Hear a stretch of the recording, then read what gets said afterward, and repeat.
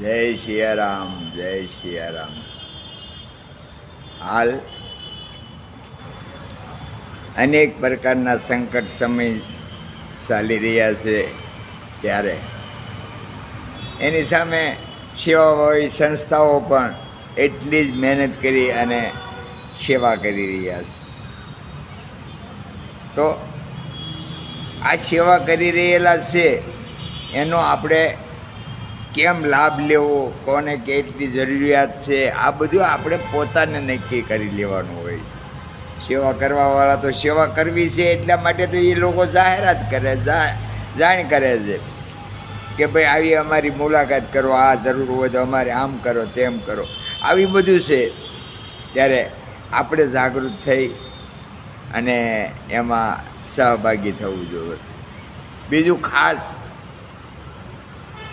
કે અત્યારે વ્યસન મુક્ત અને ખાણીપીણી આ બે વસ્તુ ઉપર બહુ ધ્યાન આપવાની જરૂર છે, અતિશય જરૂર છે.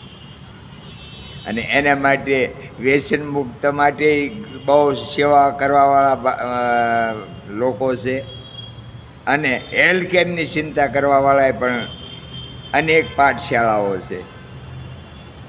તો આવો ખાસ યુવાન ભાઈ બહેનોને મારી નમ્ર વિનંતી છે કે વિચારો અને આવી સંસ્થાઓની અંદર જોઈન્ટ થાવ અને નિરોગી બનો, વ્યસન મુક્ત બનો અને પાછળની પેઢીને સંકટ સમયમાંથી ઉગારી લ્યો, એવી મારી આપ સર્વોને હૃદયથી નમ્ર અપીલ છે કે આપ સજાગ બનો, જાગૃત બનો.